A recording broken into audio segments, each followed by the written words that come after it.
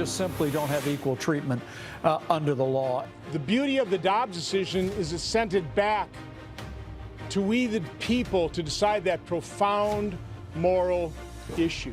I think people started to say, well, maybe we're willing to consider someone other than Trump. They took a look at Ron DeSantis and then went back to Trump. Hello, everyone. I'm Major Garrett in Washington. Welcome to America Decides. Republican lawmakers are pushing ahead with their criticism of the Justice Department for the Hunter Biden plea deal, while a well-known Democratic senator, well, he's still flirting with the idea of a presidential run. Which lane, we don't know yet. We'll get to all that in a moment, along with the politics at the state level, almost 1 year after the Dobbs decision. But first, top House GOP leaders and lawmakers say Tuesday's plea agreement with Hunter Biden shows what they describe as a two-tiered system of justice in this country. This as they continue investigating the president's son. Lawmakers are divided by party about whether or not this plea agreement was in fact fair.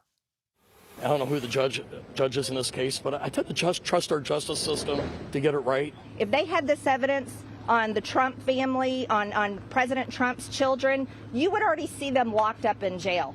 I think the Biden administration did the right thing in choosing a prosecutor who was chosen by the Trump administration and giving them free rein to investigate the Hunter Biden situation.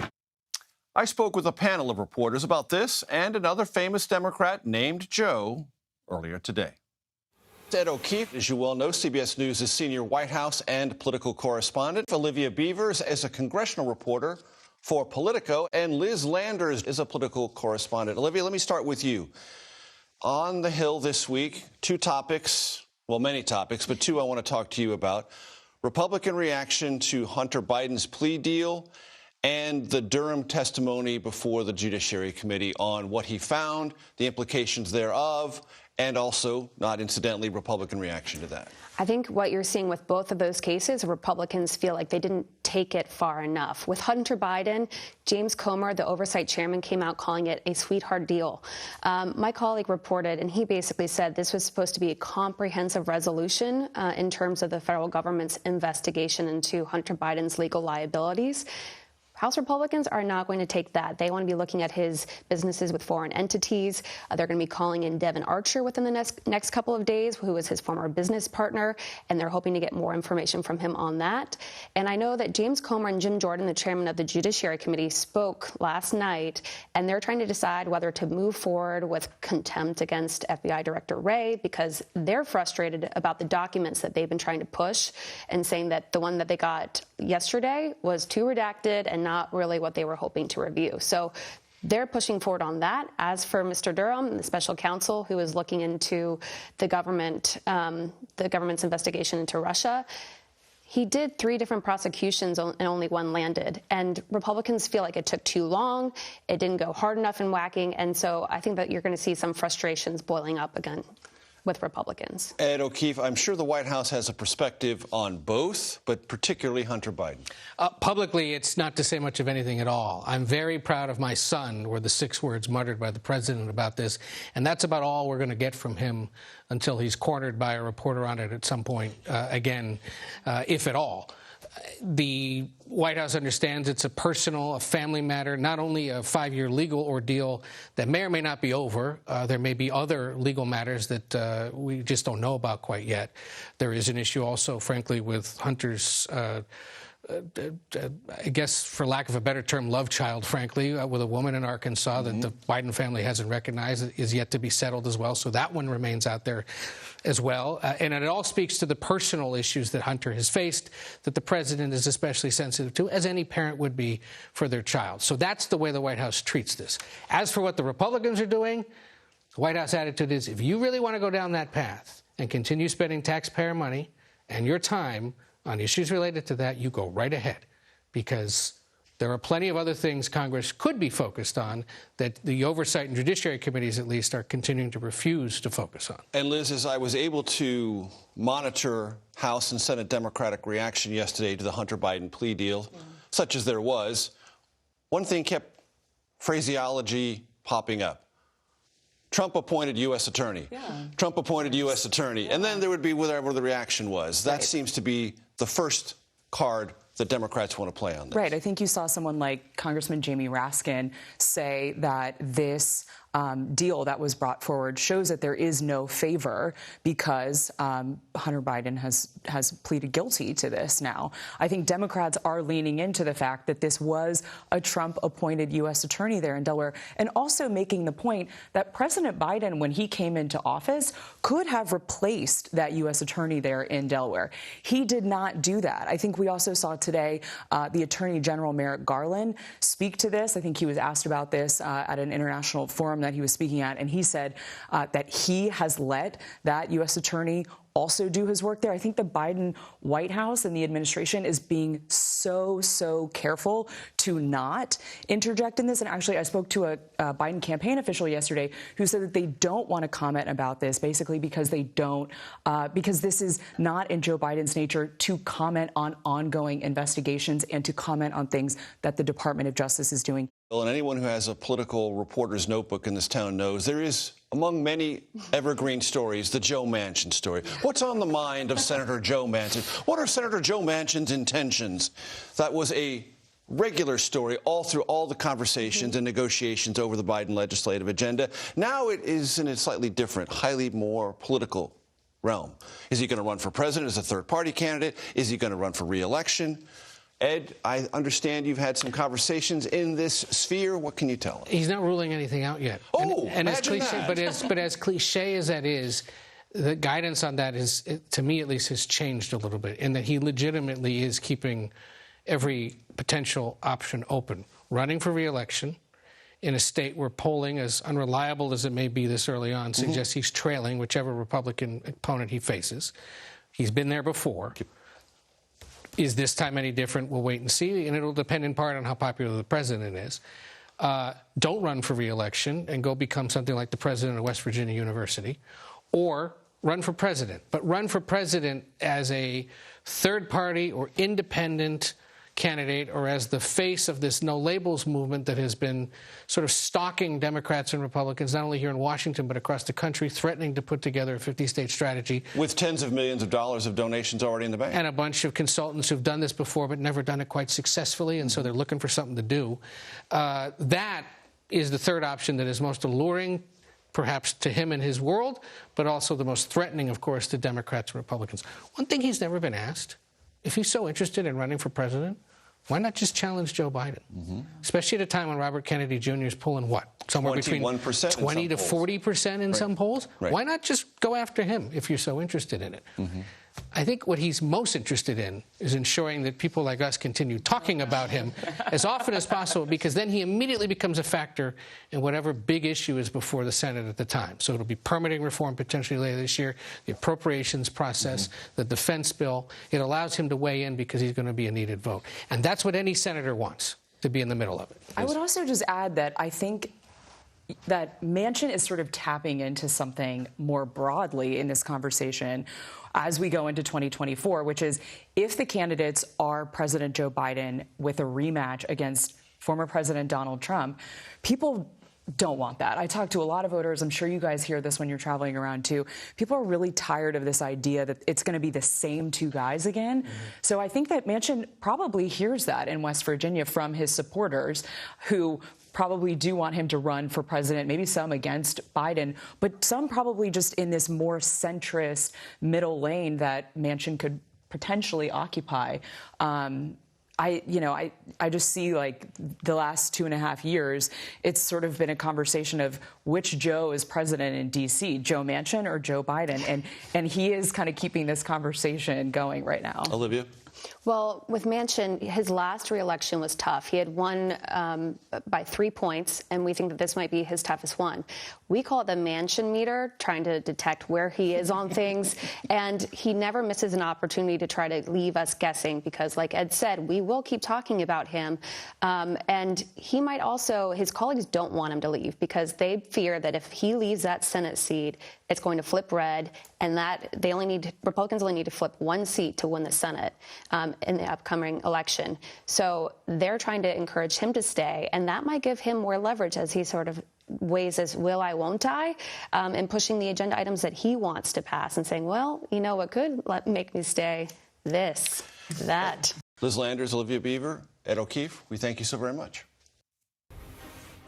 Saturday marks 1 year since the U.S. Supreme Court overturned Roe v. Wade. New CBS News polling reveals how Americans currently feel about that historic decision. Next, we'll take a look at those numbers. You are streaming America Decides.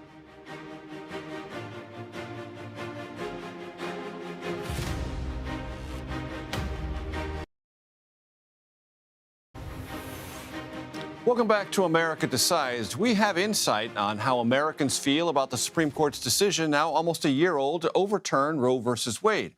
A CBS poll shows 57% of people asked think the country's decision has been bad for the country. 43% said that decision has been good.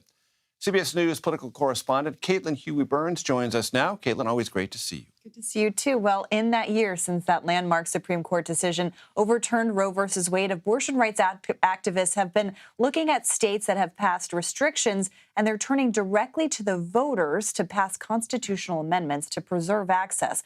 And now a CBS News investigation has found a coordinated campaign heavily funded by a leading Republican megadonor aimed at blocking those amendments. These were the protests that broke out last month when the Republican-dominated Ohio legislature approved a controversial plan targeting abortion access. Lawmakers set a special election for August to decide whether amending the state constitution would now need 60% approval from Ohio voters, up from just over 50%. It's misleading. It's deceptive. Maureen O'Connor recently retired as the Republican Chief Justice of the Ohio Supreme Court. She says Republicans are pushing an August election at a time when turnout is historically low to make it easier to secure their agenda. They're holding an August election so that they can have this 60% requirement in time for the November election, where there will be a ballot initiative to enshrine reproductive rights in our Constitution. In a poll last year, 59% of Ohio voters said they believed abortion should be generally legal. In Kansas and Michigan, voters preserved abortion access with just under 60% approval. That's why they chose the 60%. So this was strategic? Very much strategic. When you keep changing the rules and moving the goalposts, you are intentionally silencing the vote of the people. As abortion rights groups in Ohio raise funds nationally for a November vote on the amendment, Ohio Republican Secretary of State Frank LaRose, who first called for the 60% measure, says changing the state constitution should be rare and require a broader consensus. We don't want to see a really radical abortion amendment put in our state constitution. This is about good government. This is about protecting our state constitution from out-of-state special interests. But a CBS News investigation discovered this very proposal was promoted by conservative out-of-state interests. In this 2021 memo, a Florida-based nonprofit called the Foundation for Government Accountability touted the 60% supermajority requirement. They've tried to push this idea in South Dakota, in Arkansas, in Missouri, and now in Ohio. Campaign finance expert Brendan Fisher says much of the foundation's support can be traced to Republican megadonor Richard Uihlein, a staunch opponent of abortion rights. A foundation controlled by Dick Uihlein has given nearly $18 million to FGA. As the 60% measure moves through the Ohio House, we have less than a week to save Ohio's Constitution. Uihlein gave more than $1 million to a campaign targeting Republican lawmakers on the fence. It's time for State Representative Al Catrona to stop the liberal takeover of Ohio. The campaign was effective, and on August 8th, Ohio voters will get the final say. Can we count on a no vote from you in August? Yes. Okay, awesome. Thank you. So, Major, speaking of that August election, that's happening at a time that people really aren't paying attention. It's August. Republicans had actually voted to eliminate August special elections for that very reason. They decided to bring them back for this. Turnout in the last August election was 8%. So critics are saying that this is going to be a small number of people deciding how to amend something like the state constitution. That is a very big issue. And yet, we have the Kansas experience from last year when the assumption was turnout would be low and predictable. It was neither. So you never be sure. Right. And we saw on the ground canvassing efforts to make sure that people are made aware of what this means and what it means for November when the abortion measure should be on the ballot. So we also have some new, as we indicated in the open, Caitlin, CBS News polling on the entire debate about abortion. Let us know some of the numbers. Well, we see the numbers kind of reflected in what we've seen in these ballot measures passed in other states. Our poll showed about 57% said the overturning of Roe was bad for the country.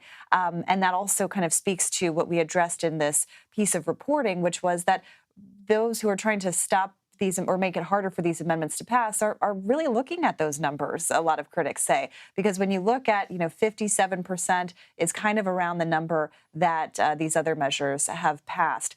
We also see in our polling some interesting numbers about how women feel about pregnancy and delivery in states where abortion has been restricted or banned. And I think that's a really important element, too. I was just in Mississippi last week covering how that state has addressed some of these issues in the wake of Roe. Of course, Mississippi was at the center of that Dobbs decision. And we found that a lot of people were trying to step up to fill these voids in maternal care. NICU units have closed in the poorest regions of the state. Labor and delivery units have closed. An OBGYN I spoke with said that delivery is just very dangerous, and she's trying to train emergency workers to help in those rural areas. So a lot of disparities still exist, and that's why we're kind of seeing in our polling people reporting that they think it's dangerous. So the attitudes where women who live in states where abortion rights have been restricted, they feel it's more dangerous, and that's reflective of what they see as a siphoning away of related services that are not about abortion. Exactly, and that's something that when we have done reporting and talked to OBs and care providers, that's what they're pointing to, especially when we talk about medication abortion and other items. There is this concern that it's not addressing, things that people really need when they are having a miscarriage.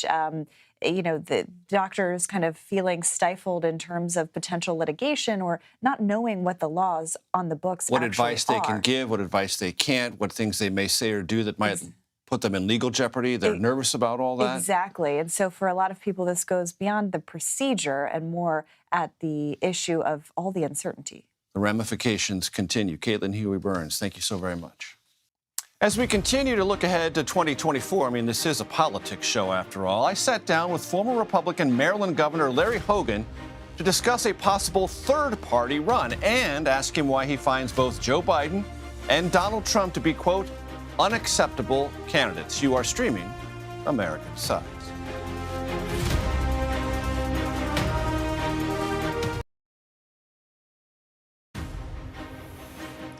Welcome back to America Decides. As the 2024 presidential field continues to take shape, as we mentioned at the top of the show, some are talking once again about a third-party nomination process, third-party candidates. Well, earlier this week, I spoke with former Republican Maryland Governor Larry Hogan about many aspects of the 2024 race.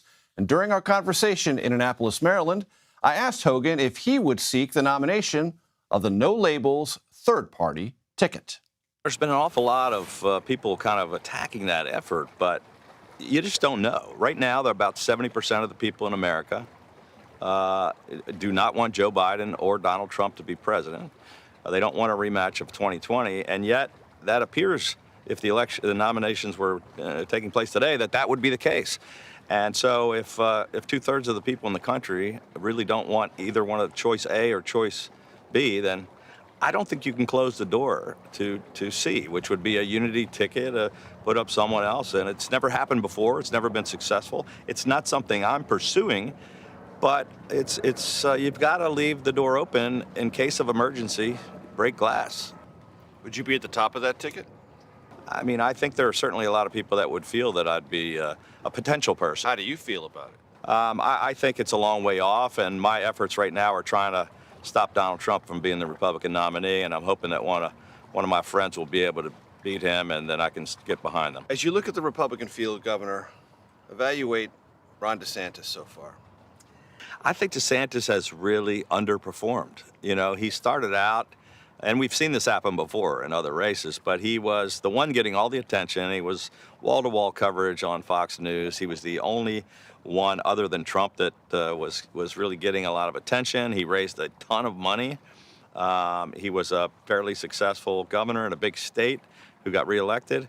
And then he started making all kinds of mistakes. I think the campaign is one of the worst I've seen so far, and he's dropped like a rock. And so I think people started to say, well, maybe we're willing to consider someone other than Trump.